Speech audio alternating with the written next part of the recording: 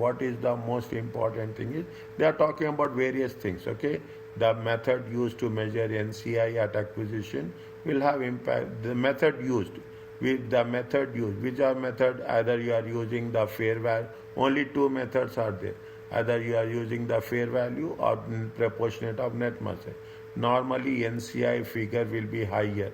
If you are using the fair value, value of NCI will be high compared to proportionate of net asset method, because goodwill and equity is increased by the attributable to the NCI. If you are using fair value, the value will be higher of NCI. Using the fair value method, increase goodwill in the statement of financial position. What is the difference between the fair value and NCI?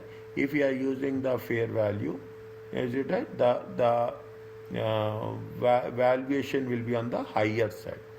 Is that valuation will be on the higher side. Now what they are saying, there are some exemptions are there. Okay, with respect to intermediate parent companies. Okay, see, this very rarely they have asked. Okay, very rarely they have, but keep it in mind. Okay, keep it in mind.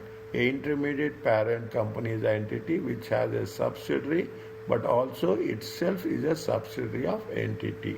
See, what is X is owning how much? X is owning 90%. And what is the relationship of Y? Y is only having 10%. Is it right? Now, but Y is owning how much? 70% of the Z. Z is having how much? Z is having 30%.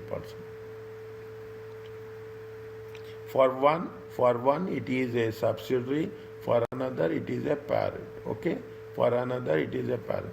IFRS 10 permits a parent entity not to present group financial statements provided all the financial conditions apply. Not to present. Getting a point? They say very clearly they should not to present. Okay? Not to present group financials provided following condition.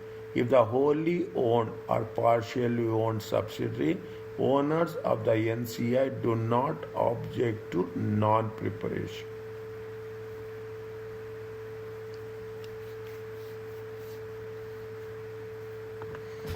Is that if the wholly owned or partially owned owners are not objecting, owners of the NCI, owners of the subsidiary do not object, is it right? Then we have to be very, very specific.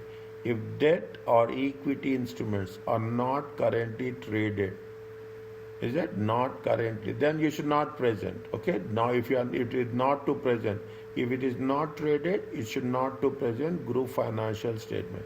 It is not for the purpose of having debt or equity traded on the domestic, or for it is not in the process. Neither they are trading nor they are in the process. Their intention is also not there. Then you should not present. The ultimate parent produces consolidated statement with IFRS which are available. But what is happening? The parent is going to produce the consolidated statement. Means when we are talking about the things, if the owners do not object, is it right? You should not present. If the owners object, you have to present. If your equity and debt increments are not currently traded, you should not present. If even they are not in the process of trading in future, but ultimately the parent will have to make a consolidation. Okay, will have to make that. If this is the case, is that very, very specific. Very rarely they will ask, but it is very important. If this is the case, what have to? You have to prepare a separate financial statements. Is that you have to prepare separate financial statements for the group as well as for the individual entity. The fact that consolidation, what is the reason that consolidation financial statement not been presented? It is a list of significant investments where you have made. See, if you are not making a consolidated financial statement, very simple, you have to be fair. You have to be fair representation. Is it a faithful representation? You have to tell in your you have to communicate in your financial statements that what are the list of the significant investment, where you have invested, how much you have invested in subsidiaries, in which entities, joint ventures, associate, including the percentage of holding, where is the principal base of the business, and where is the country of, means you have, if you are not preparing the consolidation, you have to furnish the details, and it is justifiable. Is it right? It is justifiable. You have to be very transparent, okay, to the users of the financial statement. The basis on which those investments listed above has been accounted. What is the basis? What are the assumptions? What are the methods of calculation? You have to give the details. We are not talking about what are the things. We are only working on this. When we are preparing a separate financial statements, 1, 2, and 3. What is the investment entities? An investment is defined IFRS. Obtain funds from investors and provide them with investment management services. Either we are getting the investment. What is the investment entity? They will get the funds from the investors and provide them with the investment management services. Invest those funds to earn returns from capital, means value of the investment will increase. Investment capital appreciation point. Second one is the investment income, or both.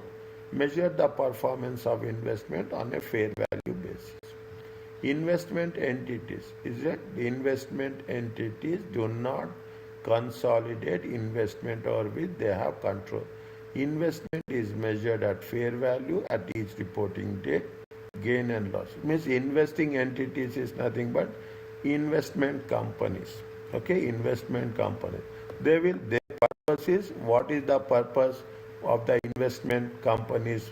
They are mutual fund companies, are there? They are finance companies who are in the investments. They will get the money from the investors and invest in the services. They will get the capital appreciation and income. They will act on behalf, as simple as that. They are providing the services. Okay, they are providing the services. They will do not consolidate an investment. Is that they are the only service companies. Is it right? It is only the services company. Are you clear about this? Yes, sir. Invalid reasons for exclusion. What are the invalid? See, just read this. Is it right? Does it makes the things. Okay, we'll this is a separate one. Okay, this is one which has been new. Okay, this is going to be implemented somewhere in 2027 or somewhere. Okay, they have mentioned this. Is it right? It will be mentioned. Even they got IFRS 20 also. Okay, is there IFRS? See, what are the invalid reasons? Read once. Okay, I am not going to make. Is it? The directors of the parent may seek to exclude a subsidiary. Is it? They don't want directors. They don't want to include the subsidiary. What are the reasons? One of the reasons is long-term restrictions on ability to transfer funds to the parent. Long-term restrictions means you cannot transfer funds to the parent. Then director says that when you cannot transfer funds to the parent company, there is no point of making a consolidation. Second point, the subsidiary undertake different activities. Parent company activities are different, subsidiary company activities are different. Then the directors will not in favor of consolidation. Third one, the subsidiary is making losses or has significant liabilities. Then also directors will not prefer to have a consolidation. The